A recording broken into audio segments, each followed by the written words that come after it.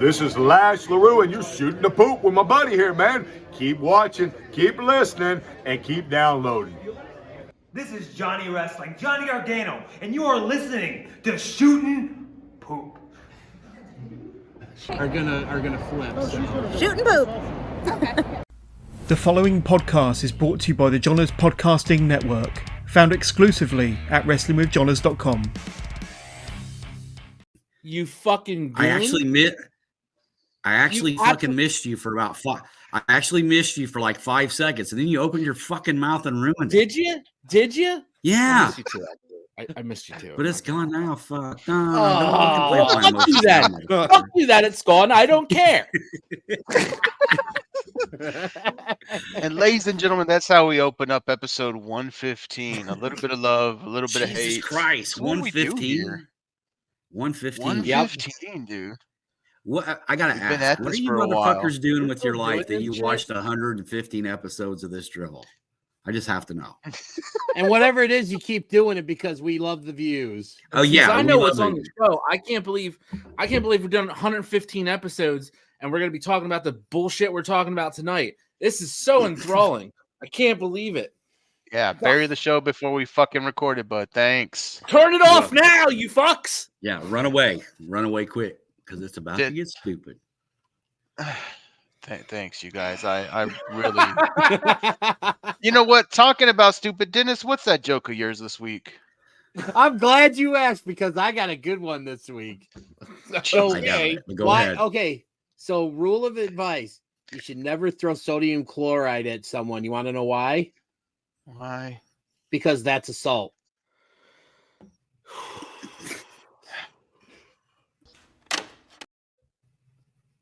What? Get off I the really buttons. hate it here now. You guys.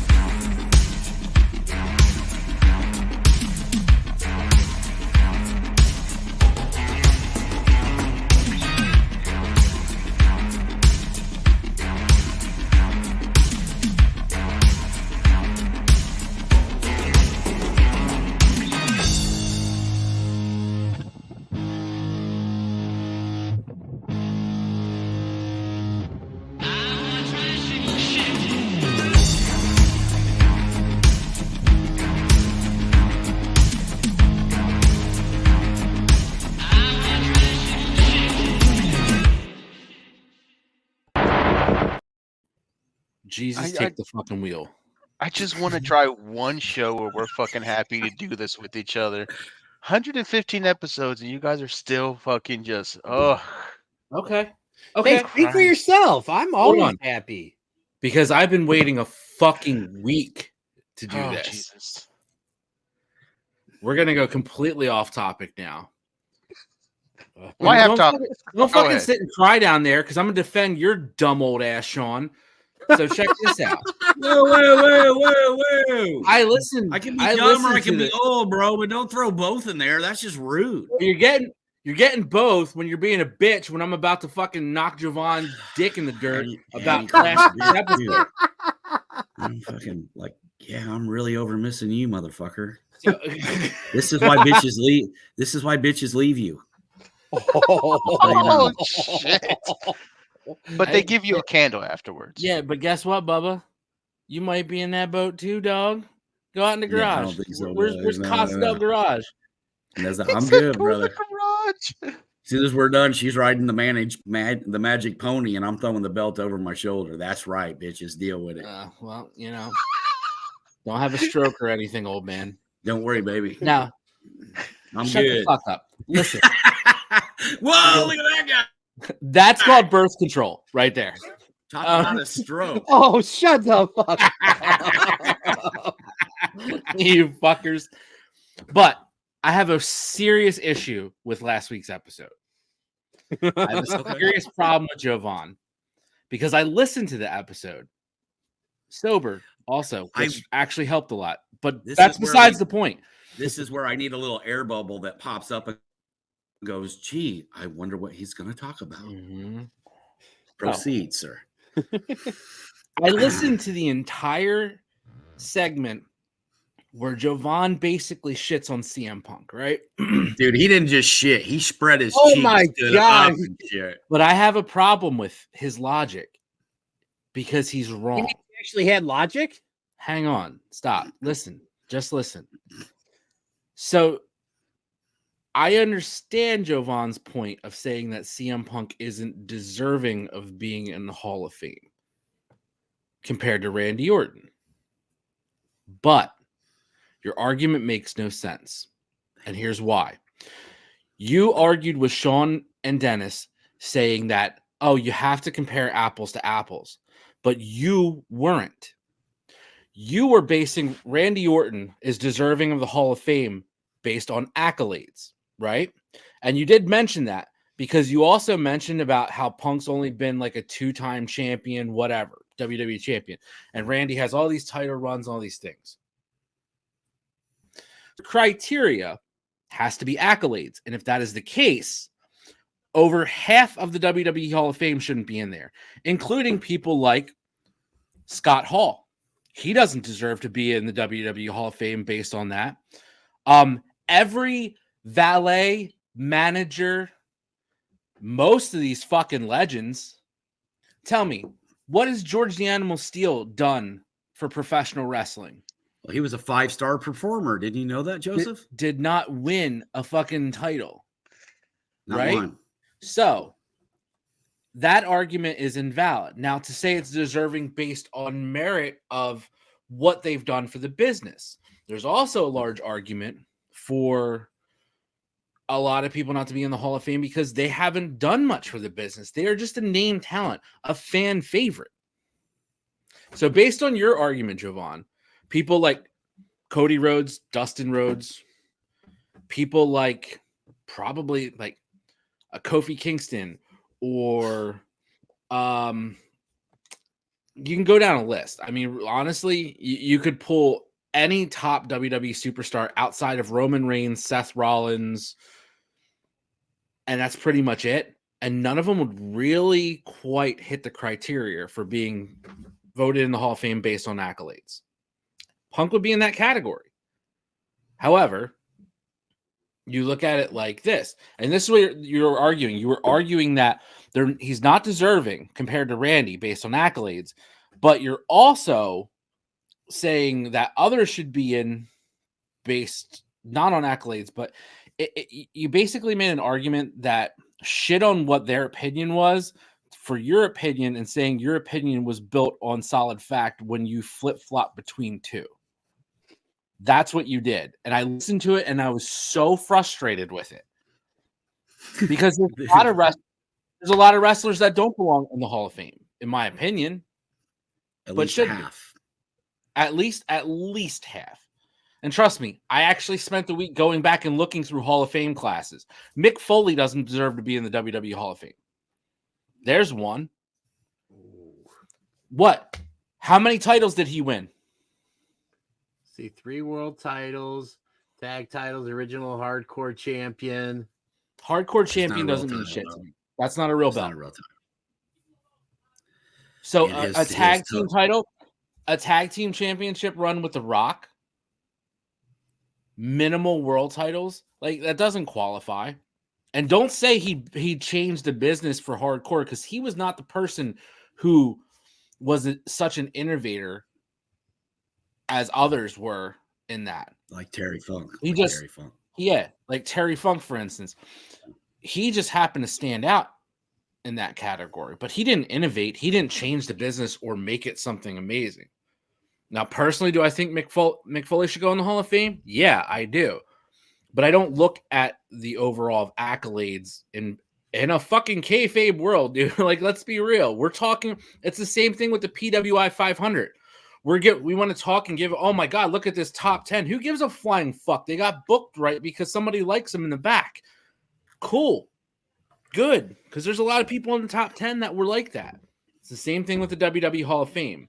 So you can't say somebody's not deserving for what they did. And now, if you really want to go deserving on who did more for the industry, CM Punk goes in the Hall of Fame and Randy Orton doesn't. And that's a fact based on what did Orton do to change the business? Good, bad, or indifferent? Nothing. Compared to Punk, nothing. He's a start to finish career WWE wrestler. He's a third generation talent. I get that, but that did not do or change anything in the course of wrestling history. And you can argue how, like, what exactly was a big change in the course of wrestling history. But somebody like Punk, whose character has evolved in different iterations through his career, you're going to tell me the pipe bomb didn't change things in 2011 in a very fucking PG WWE product, and he turned it back to going towards a more mature audience. He made it interesting and cool to watch wrestling again. Be perfectly honest with you, I don't think there's a Bullet Club without having the pipe bomb. The Bullet Club doesn't exist and have that outlaw American faction that was prototypical CM Punk 2011 WWE. I don't think that goes. I don't think it happens. There's a lot of reasons to say that Punk made it. And I'll let you go in a second, Sean, but Randy hasn't done that. Keep going. Randy hasn't done that. But I still think Randy deserves to be in the Hall of Fame for the type of career he had, for the type of matches he's had, but that doesn't change the wrestling business. So your argument, you flip-flopped. You shit on their opinion for CM Punk because you don't personally like CM Punk, and that's fine. But you can't say somebody is not deserving when the truth is people that you love to put in there aren't deserving, but you still want them in. Can't have it both ways, and that's apples to apples comparison. See, that's a much bigger argument than you're full of shit. That's all I can come up with. Yeah, that's all I there's part of me that thinks that he just did that to see so I'd get fucking worked up on the show. Like he does that to me sometimes. I can't. So. Well, if that was the case, mission accomplished. Yeah, you got really worked up. He's the one guy in my life that I can't. I'm like that dude in Iron Man 2. I'm like, I can't read you. You're like a Sphinx. Give me something. I can't tell when he's legit fucking with me or not. I legit can't because he's so straight faced when he does it. So there's a part of me that thinks he was just trying to get me worked up, and that's why he said it. Now I know there's parts of that argument that you believe, and I understand that. Because you're not a Punk fan, and and that's fine. I completely respect that. I do, because he isn't for everybody. He's not the most stylish performer. He's not the smoothest performer, and I get all that. And he's not, I'm a Chicago guy. It makes sense. So I get all that. But like I said, that, all I could come up with is you're so full of fucking shit because I was just so caught off guard by it. I was just like, and then, even I was as I listened back and watched it back last weekend, I was like, dude, yeah, you just kind of fucked yourself up right there because you didn't have any kind of argument other than shut the fuck up. You're full of shit. When honestly, what I should have said was Punk's not for you. And I get that. But what you're saying is a lifetime career performer in WWE who pretty much had the business handed to him. Not taking anything away from him. I'm a huge fan of Randy Orton. I think he's probably one of the best natural in-ring workers that I have ever seen. But Randy Orton has never been about making the locker room better, making the business better, changing things. He's always just been about Randy Orton. It's the one character flaw that the man has as far as the professional wrestling goes. I don't know him personally. I'm sure there's more. But with all of Punk's bullshit and all the things that went on, whether it was an AEW, WWE before he left, or even anything that happens from now, I think he's just the kind of guy that just believes in. He's not going to change or back down for anybody. And in some circles, that would be called character. The man has character. He has beliefs and he believes in it. Is he always right? No. I can fucking sit here and admit that he's made mistakes and he's handled shit stupid.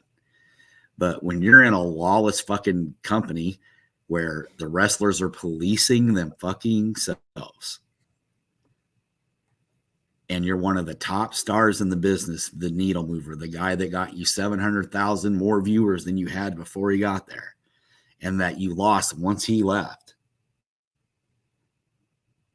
If you can't get behind that or even understand that, then all I can draw from it is it's a personal thing with you. You just don't like the guy, and that's fine. And I completely respect that. I really do, because there's guys that I don't like. Like, I have no problem saying who I don't like. So I completely, as far as that goes, 100% respect that, because you'll stick to your guns. You don't ever back down when you feel like you're right. And God damn it, that's what we're doing here. So that's the way it should be, man. You know, that's just how I feel. I wish I'd have said all that last week instead of saying you're full of fucking shit, because that's all I could come up with. I was just stunned. Yeah, you're But full yeah, of shit. you know what though? That sounded better. Just telling him that he sounded like he was full of shit. That sounded better. Well, dude, you know, he knew what he was saying. He knew he was going to get me worked up at that. He knew I was going to fucking get worked up over it. Yeah, That's don't you see that shit-eating grin he's got on his face right now? I still love him, dude. He's still my brother. Yeah, he's pretty cool. He's dumb as a rock, but I love him. God. That's about. That You know was what's really so funny is, backhanded. dude, of the four of us, I'm pretty sure he's got the highest IQ and doing doing shit that we couldn't be fucking doing. I drive a fucking truck for a living, dude. Let's not get it twisted.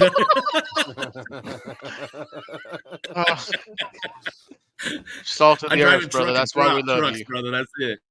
That's it, baby. It's pretty simple. I want the job that has the least amount of responsibility. I just got to keep it between the lines, man, and I'm good. I'm good.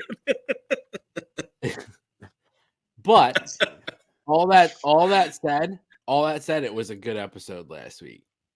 It was a good conversation. It was a good episode. Solid topic. Agreed. Javon sucks with his opinions, but still, you still pulled through. His you know, speaking of, he sucks with his opinions. He also sucks with his Dusty impersonation. Just ask Sean. That was dog shit, by the way. That Look. was I love like you, man. Jack bad. I love Why do I you, do this? but that I don't know, bro. that fucking We're still trying to figure that out too. But it don't work if you're not here, so we keep you around. Yeah, oh my god, you're a vital piece of the machine. Yeah, that impression's living rent free in my head right now, and I don't like it. I don't fucking like it at all. I honestly did not start out wanting to do the Dusty, but after like Sean threw in there, and Is it Rick just there, turned please? into it just terribly. And then He just went with it. by the time I caught on to what I was doing, I'm like, well, fuck, I have to bring it home. Yeah, now you got to bring it home. Yeah, fuck yeah. Yeah, you brought it home when your Uber driver is fucking all pilled to the gills and drives you through the fucking front of your house. That's how you brought it home, bud.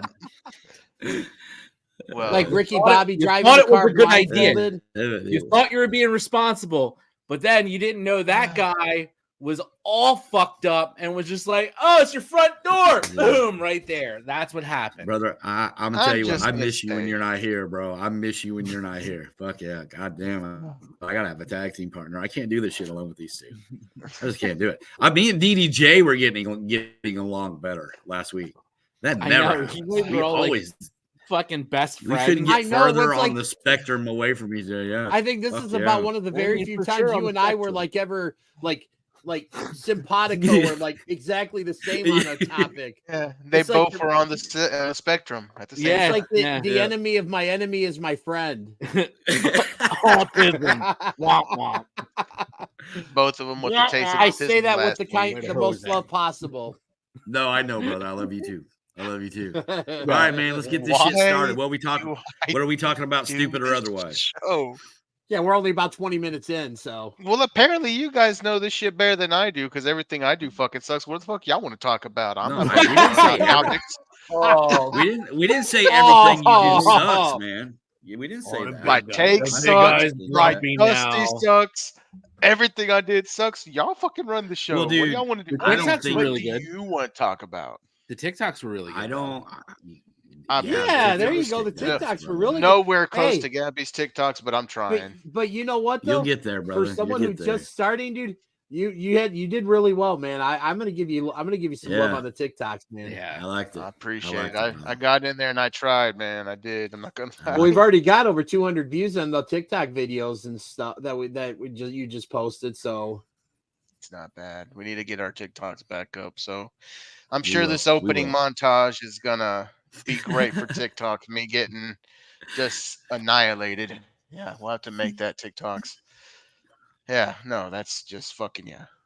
It was just your turn, dude. It was just your turn.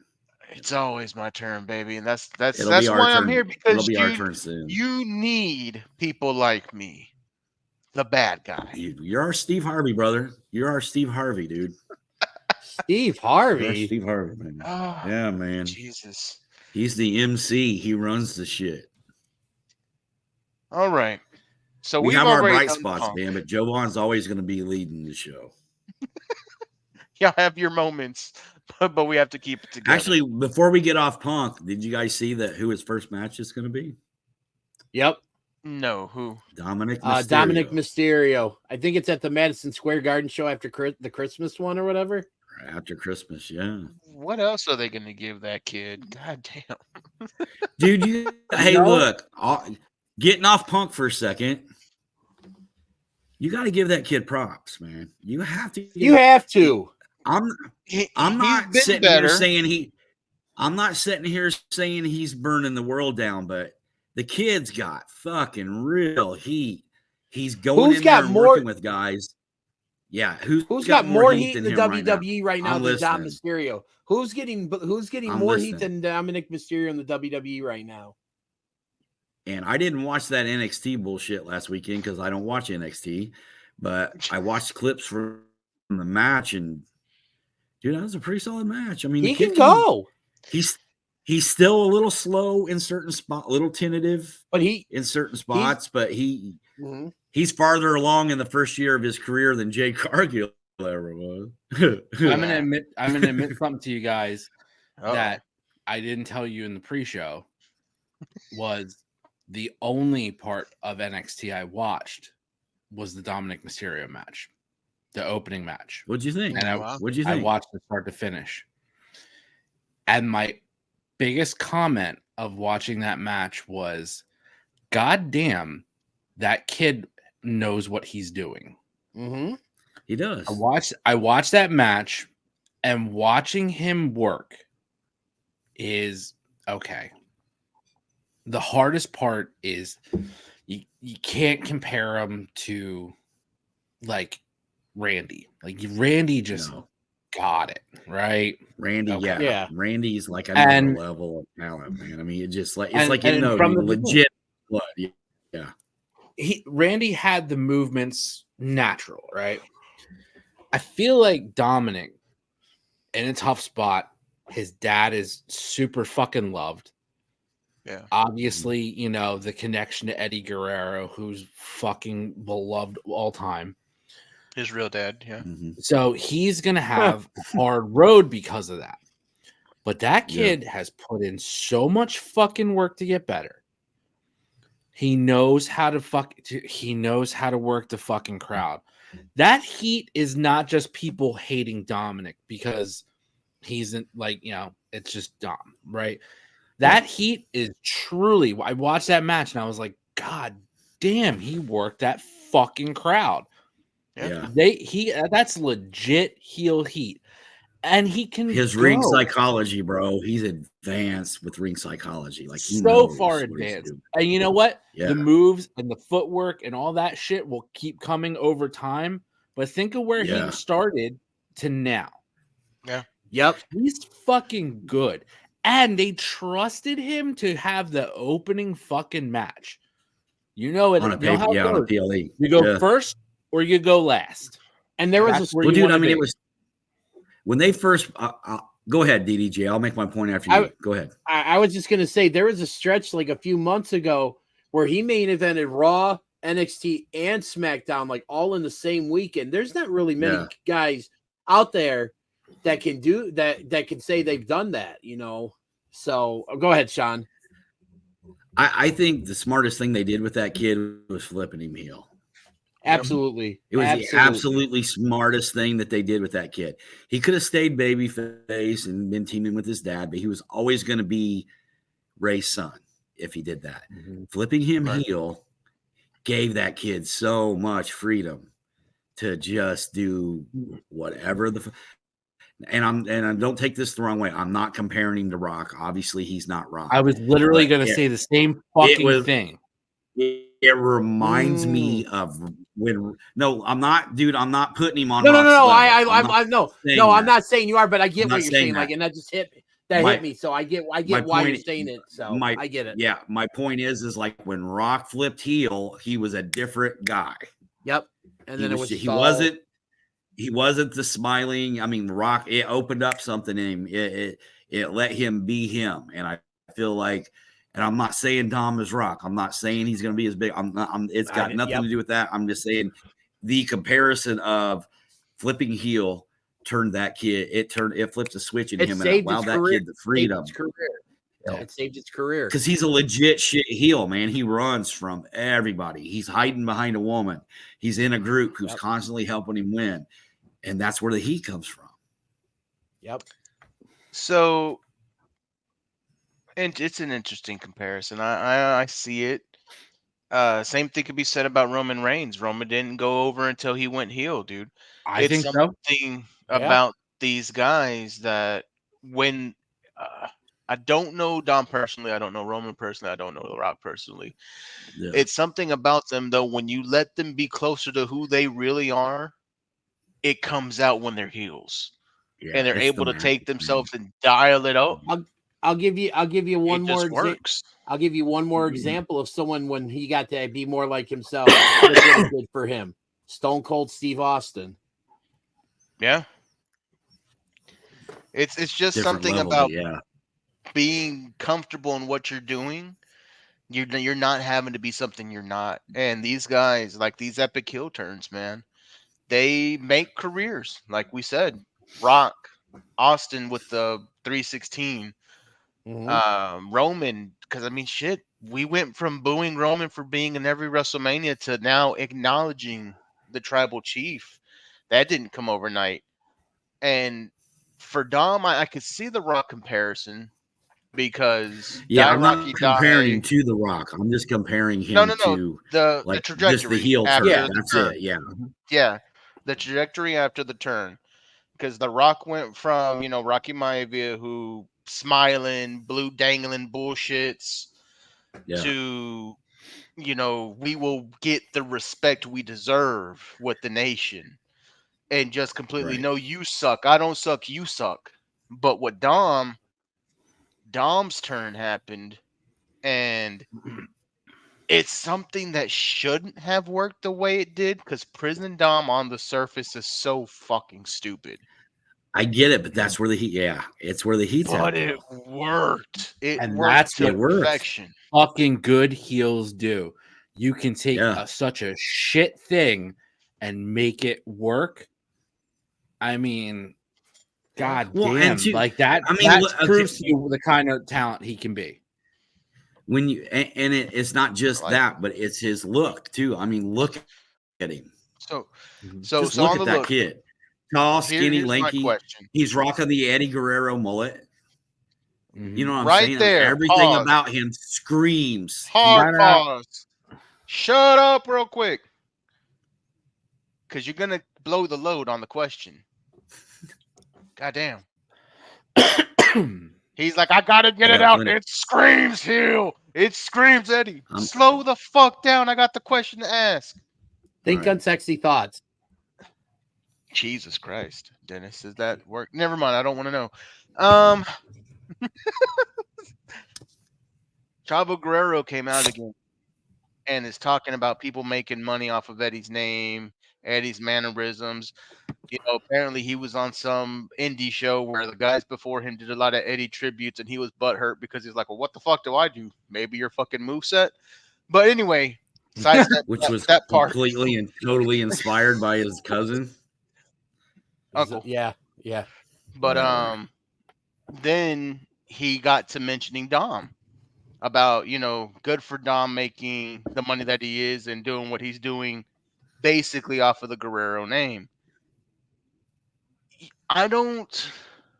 Well, what do you guys feel on that? With Chavo, is Dom getting over just because he's using the Eddie tactics, because of the hair, because of all No, that? No. Yeah, no. I don't. I'm in the And same boat. my argument with that for Chavo is, were you bitching to Ray? Were you bitching about Ray after fucking Eddie passed and everything, the entire fucking build up to the world title was all about Eddie for Ray? No, you weren't. No. You were fucking. You were there hugging and crying with Ray after he won the fucking title. Don't Yeah. fucking say Walking that. out with Eddie's wife. Yeah, come on. And honestly, yeah, if anybody who is not a fucking blood relative to Eddie gets a pass for using anything Eddie inspired, it's probably going to be Ray and Dom. Yeah. Let's be Absolutely. honest. Like I'll give a fucking pass to Dom, for that. Because they're not blood related, but to Dom, that's still Uncle Eddie. Like, Yeah. His Ray and kayfabe Eddie. dad. Yeah. Yep. I mean, Dom gets a pass.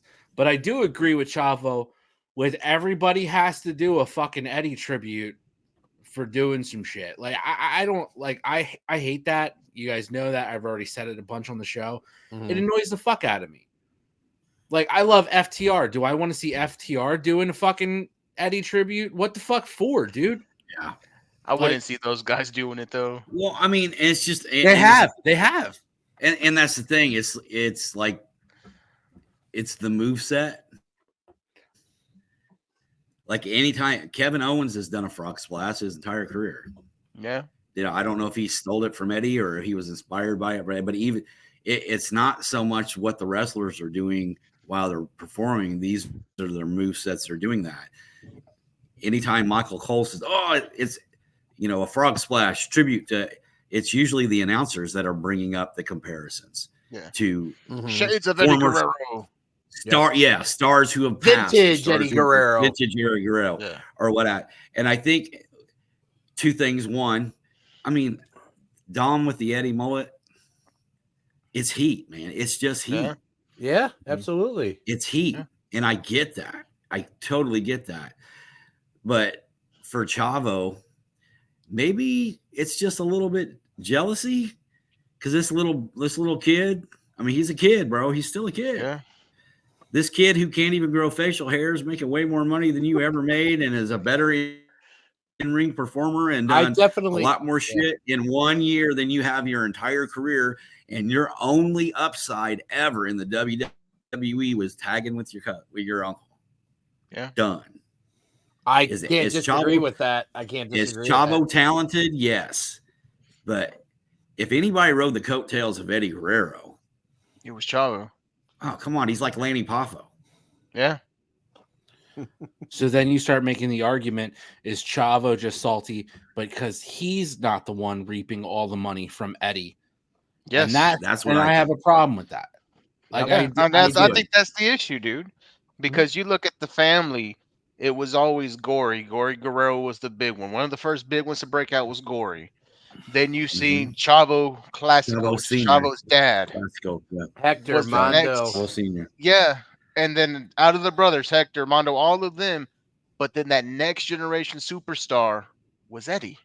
He was the one. And you don't think Eddie and Chavo, it was Eddie. And any good thing that Chavo had, it was tied to the matches with Eddie.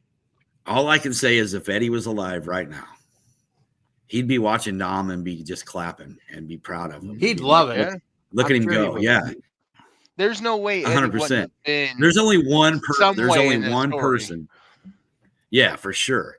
There's only one person who has never once tried to capitalize on the Guerrero name, who downplayed it as much as they could, and that was his wife. She's never, ever. Did she stay working? Did they pay her the contract that they were paying Eddie and she come to work? Yeah. Did she go by Vicky Guerrero? Yes, she did, because that was her name. That's what she did. But did she? She ain't like Dana Warrior. Yeah. She ain't like Dana Warrior everything's promoting her dead husband. I mean, and all respect, that's fine. I get it. You loved him and you think he was a great man, whatever. He's the father of your kids. But Vicky Guerrero to this day is still never, it's not like she was walking around, permanently wearing Eddie Guerrero merch. She wasn't coming out to his music. She had her own She was thing. her own character. She was her own character, yeah. And a damn good one, too. Yeah, she really was, man. And a sweet lady. Jesus. I got to meet her. She's a really great lady. Very much so, yes. Really nice. Gentlemen, for being 30 minutes in on an episode where we've talked really nothing that I have scheduled for the night, I think we're doing really well. What else do you want to talk about tonight? Let's talk about the Von Erichs getting shit on last night on AEW. Oh, my God. Jesus Christ, dude. I don't know. Talk about a dick in the ass. I've never had one, but I'd imagine that's how it feels. Yeah, that's like prison dick in the ass, dude. You got one of the greatest performers of all time, and he ends up doing a spot with fucking Orange Cassidy. 2 minutes, dude, and you could barely hear what he was saying. The mics were terrible. Well, I mean, I love Kevin to death, but you really don't need a hot mic in front of Kevin right now. But they're in Dallas. Do something. I Play some generic Western music. Let the boys and Kevin come down the fucking ring. Screw playing the generic Western music. Fork out the money and get Stranglehold by Ted Nugent. TK can afford that. Fuck Ted Nugent. But the AEW fans will cry because it's Ted Nugent. Fuck that motherfucker, dude. They could have had Mikey. The fuck's his name? Mikey Ruckus. There we go. Ruckus. Do something cool, man. Something fucking Texas. Something real fucking, Von Erich-y. Because he does that. I mean, they promoted it like they were going to do something. Exactly, and that's what that was my issue. Say. That was what I was going to say. They promoted like the couple weeks before. They're saying, "Oh yeah, that's Dallas. The Von Erichs are going to be there." And usually, when they do something like that, it's a match or it's something. like they have them come out into the ring and cut a promo or something, and then some wrestler gets involved and it leads to something. Not some stupid ass backstage skit where like the Von Erichs actually, Ross and Marshall. I don't think they would. Did any of them even actually speak? One Zero of them words. Just Kevin. When he accepted the match, Dude, and that was maybe the one good thing to come out of that is that they are going to wrestle on Rampage. I actually want to watch just to see that match because I want to see how they perform and stuff. And I really hope that this still leads to something for them. But like we all were discussing in our, our Facebook, Messenger show chat, that was just horrible. Like there's very few things in the world of wrestling that actually get me irked and piss me off. But that last night was something that really got me pissed off, and it was less than 2 minutes. It was less. I had to, because I didn't watch the show. I just fast forwarded to the point where the Von Erichs were. I passed that shit up 3 times. That's how. I'm not surprised. That's how small it was for me to find that. Like I'm sitting there watching that last night, and when they cut to commercial after. They do the, the hey, all hands in. They go, whoa, and I'm like, that's it. That's it. That was it. I'm like, and I think I messaged Jovan or something right away. I went in the chat. I was like, what the fuck was that? Yeah, I read the chat. Like literally right after that happened. That was it. You're in Von Erich country. They would have gotten a monster pop. You're in a place that these people have not had the opportunity to cheer the Von Erichs on a big stage in quite a while. And it would have been live. Yeah. And there are people who would have been there from the WCCW days. The fans, I know a lot of people who went there specifically thinking that they were going to see some kind of in-ring from the Von Erichs because this is a moment that you never think you're going to see again. And that's wrestling history that you fucked over because you didn't give these guys the moment to at least step into the ring to have Dallas once again open their hearts out and fucking love and appreciate the Von Erichs. I think the trailer... It's a Tony Khan thing. I think the trailer for the movie that they've been showing on TV was actually longer than that segment. It is. Yeah. It Damn, was. DDJ. And they showed the trailer like 3 times during the show. So And I was it feels and like that was they should better have been than, on the show. and that trailer was better than that god awful segment. well, dude, they try to pack so much shit into an episode of AEW Dynamite that it just fucks everything up. You know what? Then that's my issue too. I could have gone without, and I fucking, oh god, this is gonna be terrible. I am a Kenny Omega mark, admittedly, a Kenny Omega mark. That shit last night. I was could have ugly. gone without that promo being as long as it was, unnecessarily as long as it was. That could have been a backstage fucking promo for us to have gotten the Von Erichs in ring. That was mind numbing. God, it was terrible. It was, and then you got What was- Jericho looking like one of the Village People in leathers and shit. Like I don't. Hey, I don't that's get that not. shit We either. don't kink shame, buddy. We love all you leather people out there, man. You know, but it was trash, dude. We don't. we didn't need Kenny Omega looking like he's never touched a mic in the last 2.5 years, with Big Bill who's never touched a mic in his whole fucking career. Chris Jericho and Ricky Starks. And you we know know who they come off go. looking the best in that little deal? Big Bill. Big Bill, because he shut the fuck up and looks, because he's 7 foot tall, and you can't teach that. God Joseph, you're awful quiet up there, brother. Oh, he didn't watch. Oh no, I watched it. Did you like the Enzo shout out? It was the Enzo line. I wish Enzo would have showed up and just destroyed all 4 of them on the fucking Oh microphone. God, I love him on the mic, And just bro. embarrassed everyone and walked the fuck out. And I would have been thrilled about that instead of watching that utter dog shit episode of Dynamite last night. First of all, Von Erich shit. All you guys are correct. Why is, and I said this before, Tony Khan put in the announcement, I have a big announcement this week, or some surprise, and they announce it, and you get a backstage vignette that's 1 minute and fucking 20 seconds with Orange Cassidy. Like, look, no shit to Orange Cassidy, but who gives a flying fuck, dude? Nobody's there to see them. They want to see the Von Erichs, right? That's one. Number 2, there's a bigger problem in AEW, and it is their show is fucking garbage. So they fuck up what could be a really, really big thing with the Von Erichs, number 1. Number 2, this entire fucking tournament is utter dog shit. Number 3, this entire fucking storyline with the devil thing is fucking so done, and no, like, I don't know anybody who gives a flying fuck about it whatsoever. And when he takes off the mask and it's fucking Jack Perry, you think anyone is gonna go give 2 flying fucks about it? Doesn't this feel a little aces and eights to you guys? I'd rather fucking Yeah, but not good. That bitch. Yeah, and I don't think aces and eights was a really good storyline. I just but it just feels really aces and eights to me. Like I don't even know if they know who's going to be behind the mask when they finally. I think they know. Take it off. Look, I don't think they do. I think you're giving them way that's too much credit. because you're giving them credit, Dennis. Yeah, you're giving them way too much credit there, bro. But I'll tell you this: the love. At least- Hold on, real quick. The love affair with AEW is over.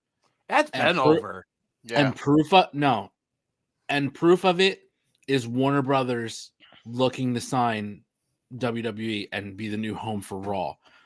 And if anybody thinks, oh, don't worry about it, hey, they love AEW. No, Warner Brothers likes making money. Yeah. And if they're not making money from one and they have an opportunity to make money from another, they're going to drop AEW and move on from it and cut their losses. They're letting the fucking inmates run the asylum there. They're letting Tony Khan make piss poor management decisions and signing decisions because let's be real. There's more shit that on paper sounds amazing with AEW, but turns into utter horse shit. Yeah.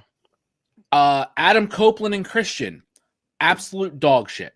Not worth it. You have 2 people who want to finish out their fucking careers together and they're feuding over the mid-card title and they're doing these fucking bullshit finishes and stuff. Done. absolute fucking waste of time. The Sting retirement tour, absolute fucking waste of time. The bullshit bringing the Von Erichs in for a minute 20 backstage, bullshit waste of time. The Continental Classic, having your top AEW stars fight in a tournament for a mid-card title, bullshit. Just to be I don't won even by get that Don, shit. Women's honestly. division, That women's division, yeah, I don't- bullshit. Tell me the only bright spot, and God forgive me for saying this, Oh, I know exactly who you're gonna say. because personally, I am not a fan of hers. You shat on her before on this show, very times. much so. But the character of Timeless Tony Storm is the only watchable women's division anything in AEW right now. Right now, How I did that can't feel? disagree with you on that. And that's sad because I do like talents like Abaddon and Julia Hart, and I like what they're doing building that. But realistically, the matches aren't there, the talent isn't there. Yeah. The whole fucking, like I said, the devil storyline thing, it's over and done with. And it doesn't matter who it's going to be. It really doesn't. It's going to go over like a wet fart in the middle of church on Sunday morning. It's going to be utterly fucking unstable, disgusting, fucking vomit all over yourself. It's not going to be worth it. And the only people that are sticking around are the fucking diehard. I'll watch anything the Young Bucks are part of. I'll watch anything Kenny Omega's a part of. That's really who's sticking around. Look at their fucking crowds. Look at their ticket sales. Don't fucking blow yourself over fucking selling out Wembley. Dude, like the four of us could probably sell out Wembley because they're so fucking starved for American style wrestling over there at this point because nobody really caters to them. Nobody gives them a big show anymore over there. They fucking wanted it. And guess what? I hate to say it, but part of those tickets were sold on the back of CM Punk. Part of those tickets were sold on the back of Will Ospreay. Now, granted, Will Ospreay is signed to AEW for whatever stupid fucking reason, but you know, like so WWE couldn't get him. Pretty much, but like New Japan can still use them. New Japan. Yeah, so Tony Khan takes it. How's this business decision? Tony Khan takes over paying Will Ospreay just so New Japan and AEW can still use him, and he won't go to WWE. That's the reality. This isn't a fucking. This is the best place for wrestling or anything like that. That it lost its shine. It's losing its audience, and it's losing money. At this point, it's going the route of WCW. I actually read an article day before yesterday talking about they're going to be down money at the end of 2023. They've lost money this year. They need to. That article actually says they need to make about 100. Like 170 million or something. No, they have to make about $100 million more than they made this year to actually become profitable. And at the rate they're going with their signings, their budget, I mean, most of their I read like $84 million is talent budget. Wow, they're paying a lot of people a bloated roster, a lot of fucking money, and they don't even feature these people. How much of a contract did fucking Dustin sign? Where the fuck is he at? What's he doing? Training people. And why are so many talents now actually kind of coming out against AEW? There's a lot of people who are not happy in AEW. Mm-hmm. I don't think Punk was the only one. I think the squeaky wheel gets the oil. I think Punk was kind of the one that got the ball rolling. He started. Punk's the loudest, right? Punk's the loudest and went right to the top. Omega, the Bucks, Hangman, your core foundation of AEW. They didn't like that. They got rid of his ass. And now what are you left with?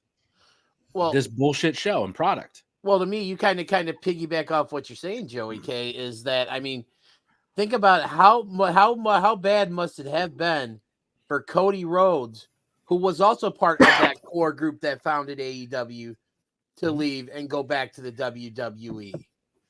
There had to be something there. I don't know. In Cody's case, dude, I think that was always the plan. I really do. I really felt like it was one of those deals where he was like, I got to go out here and prove my worth. So in Cody's case, I feel like his plan was always to go out, show what he could do, and then come back and, shoot his shot. Now, as far as everybody else goes, I think what everybody's finally realizing is we drank the Kool-Aid for a little while, right? We were all excited. It was The picture's the gone. new thing. It's not the cookie cutter, pristine, brightly colored world of WWE. It's raw. It's wrestling. It's not sports entertainment. The problem is what WWE actually does the best is manage talent. Well, not only talent, but production, everything. You don't.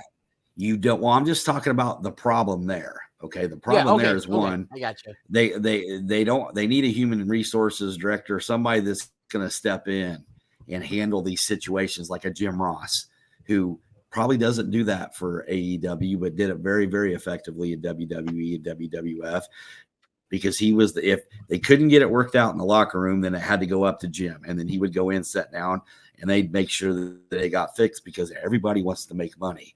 Now you have three guys that at the beginning of this, they were top stars. The Bucks, Kenny's always going to be Kenny, but in the sense of where he was when they initially started to where he is now, a much more watered down Kenny Omega, like Jovan said. He's not the same guy that he was in Japan. He's not the cleaner.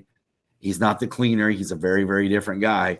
And you have these guys now, they got a little bit of power, and they use it effectively in their favor, which isn't really helping not just the business of professional wrestling, but the business of the company that they're working for.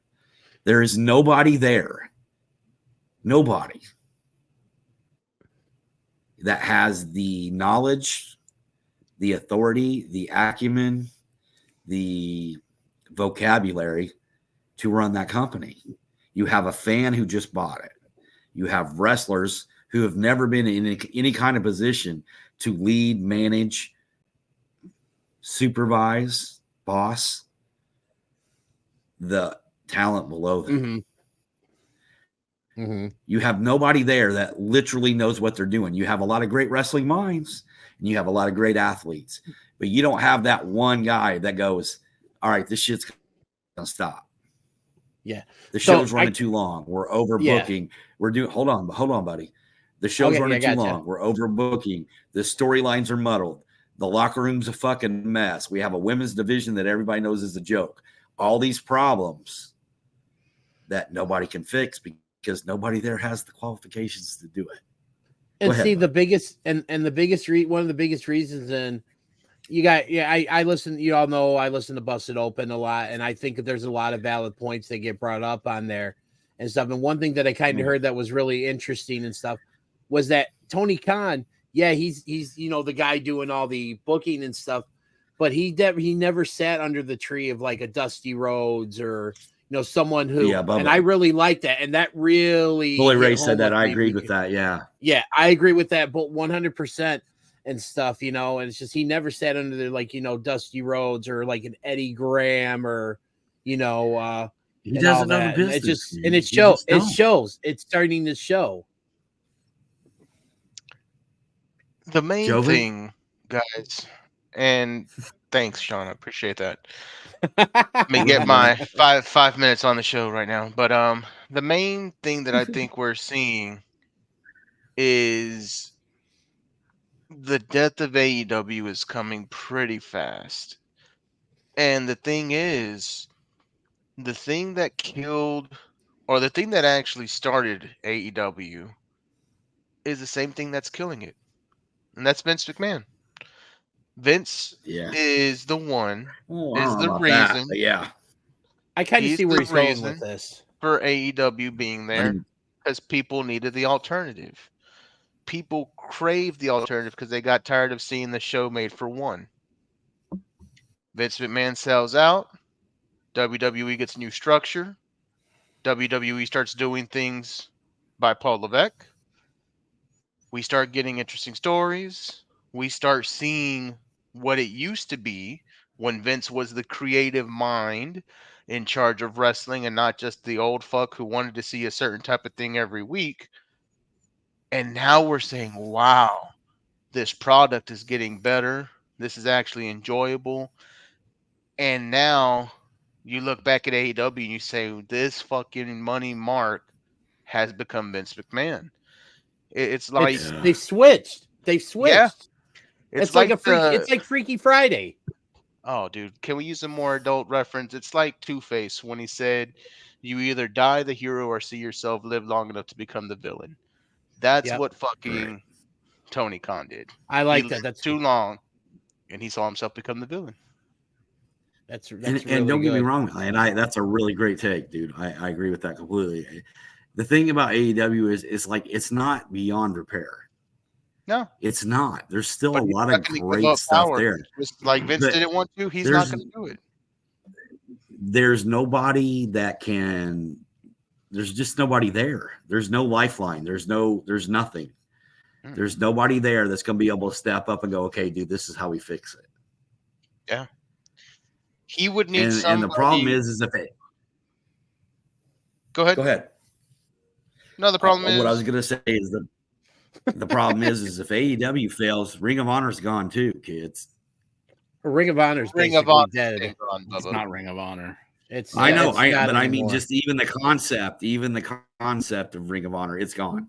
The bastardized version of Ring of Honor. Final Who's battle gonna tomorrow step night, up by and- the way. Ring of Honor And who's gonna died step when up me and and pick- Joey K were at that show. Yeah, we were at the fucking death knell. Yeah. We were there. Well, and you, that know kind who of benefit? And I'm Huh? going to bring this up real quick too. Do you know who benefits the most from all of this? And it's not who you think it is. Who? TNA. Ooh. It just makes TNA's product look that much more polished, that much better. Because it is. It is. It's because It Scott is. D'Amore knows the business. If you took Scott D'Amore and put him in charge of AEW talent, tell me that product would not be considerably better. I can't say If Scott- anything against that. If he had the keys to AEW and was left alone to run it the way it needed to be run without any interference from that curly-headed fuck, he could turn that company around. I believe that. He's kept fucking TNA going 25 years, right? He survived 25 years. He survived Dixie Carter, Hulk Hogan, and Eric Bischoff. Yeah. Bischoff, and Billy now they're Corgan. Main making- event mafia. He also survived Billy Corgan. And now they're making this great return to TNA, back And- to a Yeah. recognizable brand. And they're also getting ready to put money into their production, their studios, everything. Like they're getting ready to upgrade. All TNA needs, they just need that network that most every cable The one, provider. right? Yeah, they got to be gets. on the right network. Yeah, absolutely. They right. got to get on. They got to get off Access TV. I'm gonna tell you this, man. The AEW Dark Side of the Ring is gonna rival the UFW or the whatever the fuck. UWF. UWF. There you go. It's gonna rival that episode, man, because we're gonna find out about the alleged usage of one booker in that company and how it may or may not have linked up to Mr. Cocaine Cowboy Boots. Yeah. I think. But gentlemen, we're DDJ going. Go ahead. DJ was Yeah, I what? can keep going on this. What I was going Oh, to I say, know. DDJ brought up Busted Open. The one thing that Bully Ray said, another thing that he said that I thought was really good. And I'm like, you guys know that I think Bully Ray's kind of full of himself, but the guy's just brutally honest, and I'm always going to respect him for that. He is, yeah. But the one thing that he said that stuck with me from that episode was Tony Khan is a matchmaker. Yep. He is not a booker. He's everybody playing these wrestling video games at home. You put the guys in there that you want to play with. You want to see your big stars go at it. But That's great for a year or two because we're going to see the matchups that we've never seen before. It's fantastic when you want to see your, once in a lifetime forbidden door matches. Yeah, that's fucking amazing because we don't see that a lot. But then when that's the only thing you get every week and week out, and then only certain people are always winning, and for some reason John Moxley has to hold every title that your company has ever put out, it makes He's the no biggest star they sense. got. I mean, God forbid they try to build somebody else up like Swerve Strickland, who was on the way, and that loss to Moxley is not going to hurt him because that crowd was faithfully behind him. But if any match in that whole fucking tournament deserved to go to a time limit draw, that's the one. And there's your updated Gold League standings as of right now. Yeah, it's bullshit. The jobbers and your top guys. I mean, that's what everybody knows. It reminds me of that AWA fucking last swing and miss tournament. It don't make any fucking sense. God. Yeah. It don't make any fucking sense to me. Here's really what's going to don't. happen. When AEW ends, the main story is going to be, and this is when the wrestling world learned that your average fucking fan can't be a promoter and booker and run an entire company because that's what it is. He's got the money. Dude, he's got the money to hire somebody. There's people out there that could do it. Yeah. He just as much as he's these just shits really on the products, as much as these shits on the product, fuck, I'm really questioning who the fuck I am right now. As much as he shits on the products, I cannot sit here and tell you I don't think AEW would not benefit from having Cornette with them. Double cheeseburger. Dude, I mean, if there's a look, don't get me wrong, Cornette's Cornette, dude. There's a lot of shit he says that I don't agree with. But you tell me anybody else that's alive today that has the wrestling mind of Jim Cornette. That can probably legitimately go in there and flip shit. Yeah, he's outdated and a little antiquated and not politically correct at all. But but if it's not Cornette, there's only one other option. Oh Jesus. There is. Okay. Paul Heyman. Paul Heyman. Paul Heyman and Jim Cornette are the two people that have, and I'm not going to talk business acumen for Paul Heyman. Yeah. But Paul Heyman's handshakes he's doing pretty good now. Legendary. But you know what? Let Tony Khan run the business end of things. Let Paul Heyman or Jim Cornette be your fucking, you're the wrestling guy. That's the wrestling mind. That's the fucking wrestling brain that keeps everything moving and the pieces flowing and make the show right. Those two are probably two of the only people right now that could really right that ship, give you interesting product, and have Tony run a business and keep the money flowing, keep the talent coming in. Here's what we need. Okay, here's the money for it, and do it that way. It would be successful. If they would let Heyman do his thing there, Jesus Christ, that becomes the alternative. It becomes what it should have been if they let Paul Heyman do what is fundamental and actually make it about the wrestling. And let me say this real quick to the businessman comment. You got to remember, man, Vince McMahon was a millionaire. Yeah. Eric Bischoff was backed by a billionaire.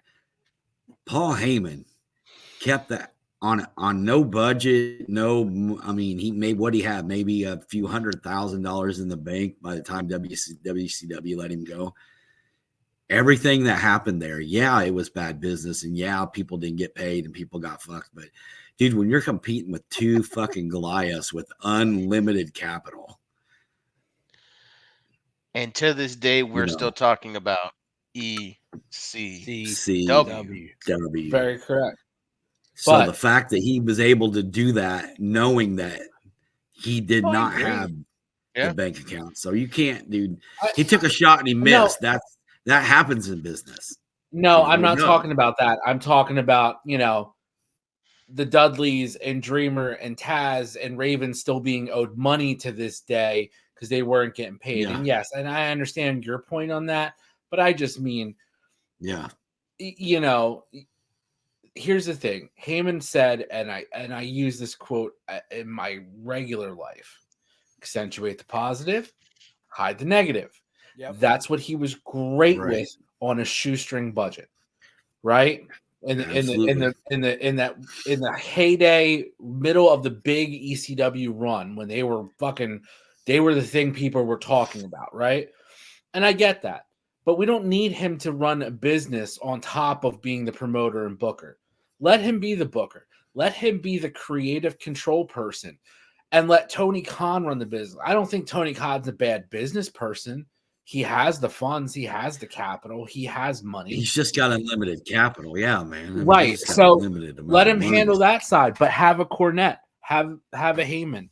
You know, I mean, goddamn, if Impact were to go under, hire Scott D'Amore. Jesus fucking Christ. There's another person who would greatly, if he had.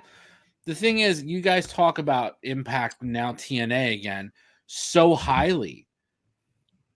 And like you just said, like Heyman didn't have the budget to go against, Goliath, and neither does TNA. They don't have the budget to go against WWE or AEW. It's the same fucking thing. And they don't. But they make smart decisions with the talent to keep it interesting. Yeah. To keep for sure. Product fresh, to keep it moving. I can't argue that. That's what is needed for AEW. Unfortunately, I don't think it's ever going to happen. You're never going to have somebody like that. You're never going to have the fan of Tony Khan, the fan that's in Tony Khan, turn around and go, okay, yeah, I could definitely use some help in this. And it's going to drive that ship into the ground. And here's what's going to happen eventually, and it's going to happen, like, without a doubt, because everything that goes up's got to come down, right? That's just a fact. Mm-hmm. The whole world is going to turn on Tony Khan and his sensitive little Twitter ass. And immediately when that happens and everybody completely starts shitting on him, he's going to do what every businessman does when he has a product that isn't making money. He's going to sell it. And you just got to hope that whoever purchases it, and I don't see him selling to Endeavor or anybody that's affiliated with WWE, because he's just not going to do that. He'll let it burn to the ground and fucking disappear before that happens. But if somebody is willing to come in, pay the money. I mean, pro wrestling is so fucking mainstream right now, dude. I mean, more than any other time in my life, it is literally on every night of the week. Every night of the week. Yeah. You have streaming services. You have Honor Club. You have GCW. You have all these different companies. You literally can go anywhere you want and watch pro YouTube right now. Somebody is going to come along and see AEW as an asset. Tony Khan's going to eventually realize this is way more than I bargained for, and he's going to sell it. Somebody's going to buy it, and hopefully it's somebody that has the intelligence to know, I got to bring people in that know what they're doing. Period. Well, gentlemen, we have crossed over our hour mark. Hodgepodge And we did it show, without talking about NXT. Sadly, awesome. We did have some good NXT content to get to. Dude, don't do that. It was an actually good show. We had a good topic that I would. That was my plan the whole time. Oh no, I know you and Joey wouldn't shut up, so we didn't get to it. But that's okay. Hey, it's you guys' show. We're just fucking here. It's called accentuating the positives and hiding the negative. You guys want to talk NXT and TNA and all that? We hide the negatives. Yeah, well. But hey, I admitted I actually watched something of NXT. I mean, that's got to count. And we did talk a little NXT.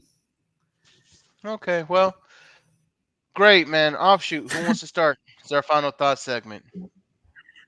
It's the inmates are running the asylum tonight. You guys do what y'all want. Who wants to start with the final thoughts? Go ahead, buddy. Since I was unavailable last week. Sean, let's get the popcorn. Oh, God. Here we go.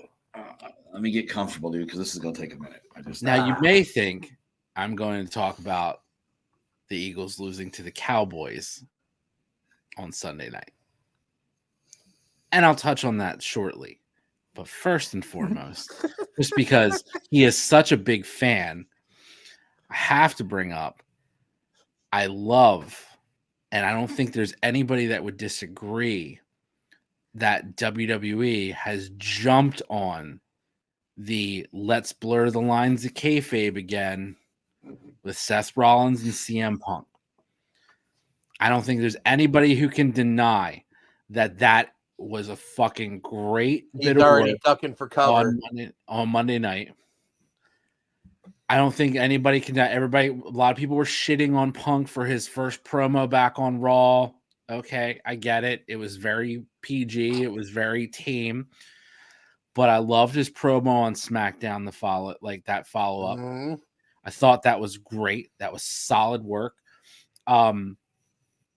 Everybody saying, "Oh, but I read on the dirt sheets that he had to sign an NDA and he can't talk about AEW." I'm pretty sure he fucking dropped a real good comment about who would be comfortable being in a workplace where people randomly punch each other in the face backstage.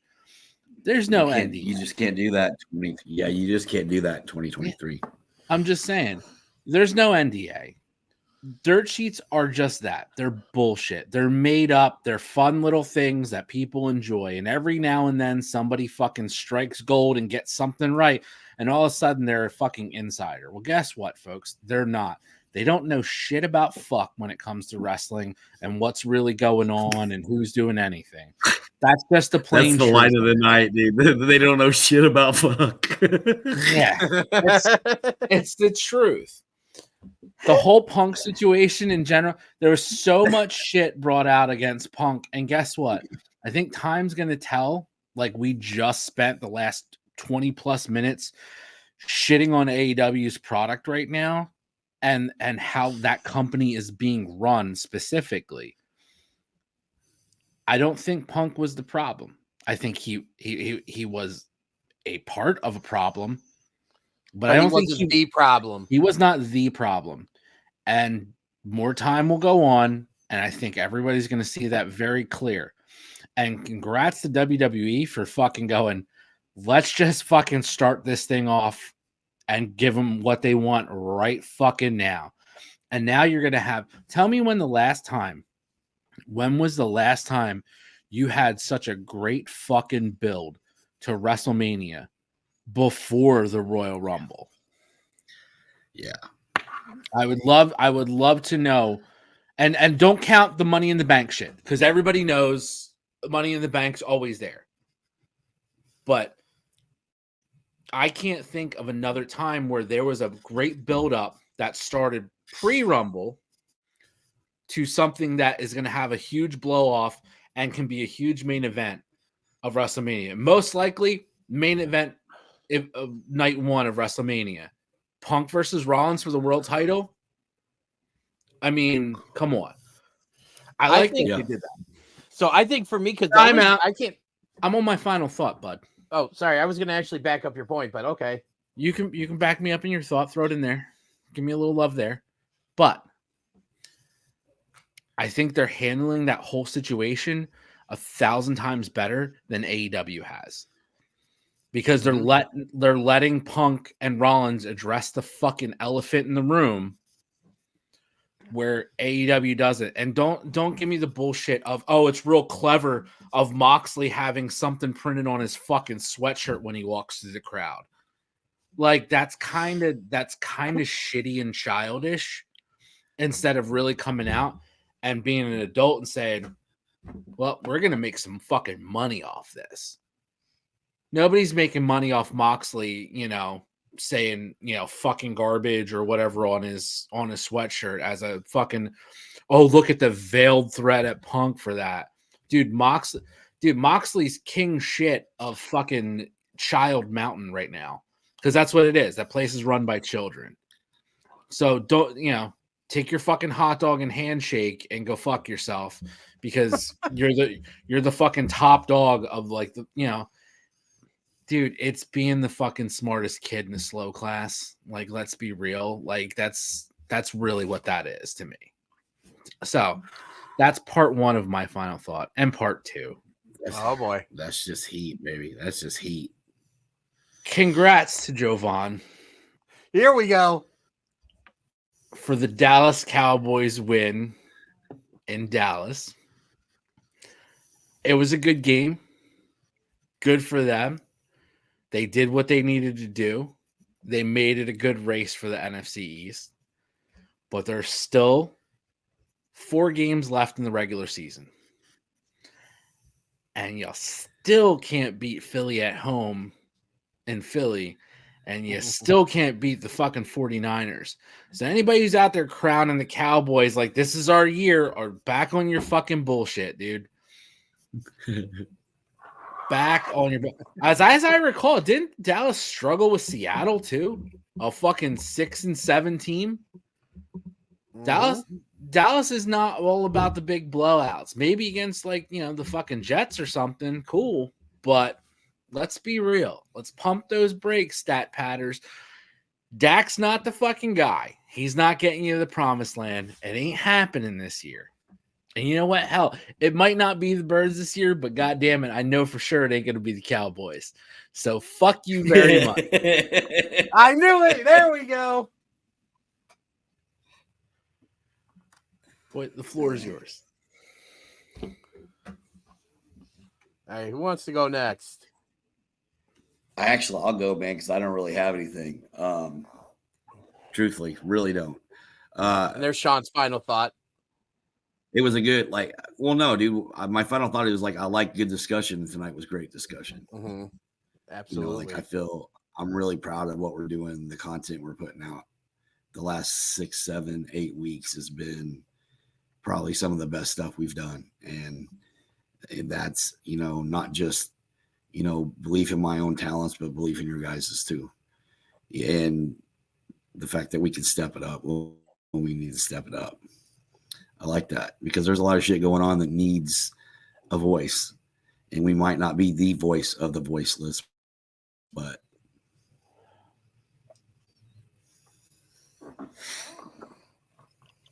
Javon should go next after that. The voice of the voiceless. Dennis, what was your final thought, sir? I just, as you guys know, because, I keep you guys up to date on, things that are going on and stuff, because I consider you all brothers, but I got really sick over the weekend. In fact, my whole family did. Started with my son about a little over a week ago. Then it hit my wife, and then it hit me over on Sunday and stuff. And it's just, this weekend kind of really showed me, how great, being part of a family really is, because you kind of see, everybody, people stepping up when, the others down. When my son and wife were sick, I stepped up as hey, hon, are you okay? Do you need anything? Matthew's playing down or playing on his iPad stuff. Do I need to go to the store and get him something? The night he really started getting sick, Crystal's hey, can you go run to Meyer and get this and this? And I'm yeah, just tell me what you need. Boom, I got it.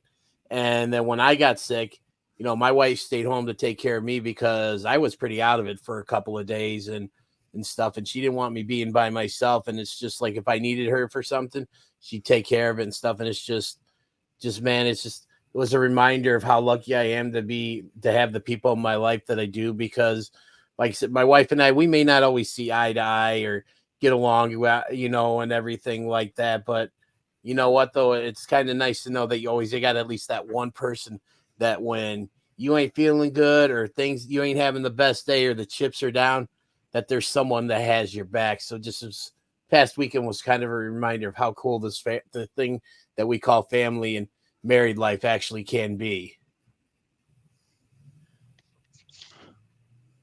It's beautiful, bud. Thank you. Real purdy. All right, Jovan, finish this off. Thank you, buddy. I appreciate that. What a week, right?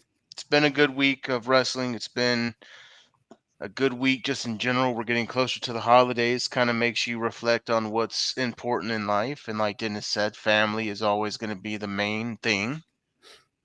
Um, I kind of taken a lot of time this past week to reflect. And like Joey K said, yes, Cowboys beat Philadelphia, which honestly it was going to happen. Philly is slumping right now, which they do every season. They always have their 2 or 3 game skid where they slump, and if a good team comes in or a team that's hot, it's going to happen. Now, everybody knows Philly's, next couple of games, they're going to go through what we went through in the beginning. So Philly very well can go on a run and end up, right where they need to be. Very likely. Dallas does have a bit of a tougher schedule coming up. So cards on the table, playing where they lie. Who knows where we're going to be? We're 1 win away from securing a playoff victory. And I know you guys know that I've said it all the time. Just make it into the dance. That's all I want. Just make it to the dance. I don't care what happens. I just want to be there. Because you never know. Get a shot. You catch a team. Yeah, you Yep. get yourself in, and you have a chance to keep playing until you get taken out. Right team gets hot, baby. Yep. And so on that end, hey, I'm a Cowboy fan. I'm not one of these guys that's, every year is our year kind of dude. I jokingly tell people I work with that I've been used to the letdown because I've been waiting since the 90s for a championship caliber team, and we got screwed up 1 year because of a catch that was made, but the guy was too athletic for it to be named a catch then, but now it's actually would have been called a catch. Now it's a catch. And Jovan, speaking of letdowns, that's beautiful, Dennis. I love how you fucking interrupt everybody's goddamn last thought, but nobody interrupts yours, and you put that bullshit up when I'm trying to be fucking nice, sincere, in a great fucking mood to end this goddamn episode, and you do that bullshit. I don't know why I fucking come here anymore. I really don't. I have to sit here and get reamed in the fucking ass for the first 30 goddamn minutes of this bullshit show. Then at the end, this jackass throws up fucking evil just like it's nothing. Well, you know what, man? Let's make another joke at your fucking greatest fucking mistake. Throw that bitch up there again. This bitch fucking like nobody else makes mistakes in their goddamn lives but me. So you know what? Bro, fuck being happy at the new year. Fuck taking all this time to fucking reflect and be happy. And, hey, we're in a real good fucking spot because that's very fucking PC. And that's what we try to do at the end. We try to leave you off with a nice fucking, well, my family's doing fine after having shits the whole goddamn week. You know what? No. Fuck all of you. Fuck Philadelphia. Fuck CM Punk. I don't give a fuck if they don't like it. Fuck them all, dude.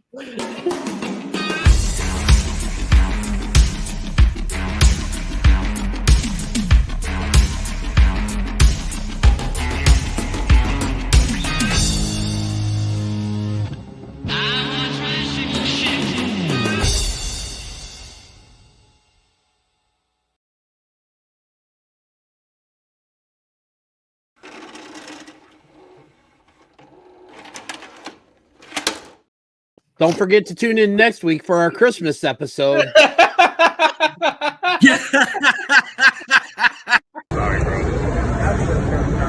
Legends of the Ring Sting, man. This is a great figure, old school figure. Looks great. It's Sting! Old school Sting from WCW. Guys, you know us, 3/4 of the Shooting Shit team, and we're here with a listener just like you guys. This is Jimmy from Super Powers Comics. My friend of almost 20 years. He's known him since you were 12. If you know people in Chicago, you probably know Dennis because he knows half the town, of course. But shooters, if you need action figures, comics, wrestling memorabilia, we just showed you Sting. Superpowers Comics will put up their QR code so you can get a good look at everything they have coming. Give it a shot, shooters. Get your superpowers on and get your comics from our friend Jimmy, who listens just like you.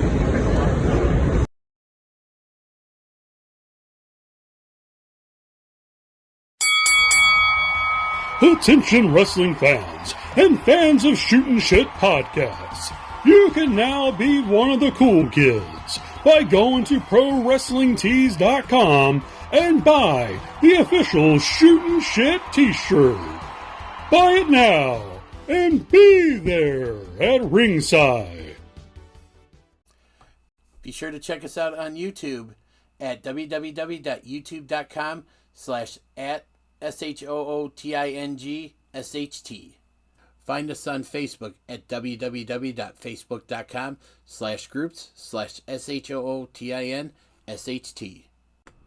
Check us out on TikTok at SHOOTINSHIT. And you can buy your official Shootin' Shit shirt at www.ProWrestlingTees.com/SHOOTINSHT. And thanks for watching.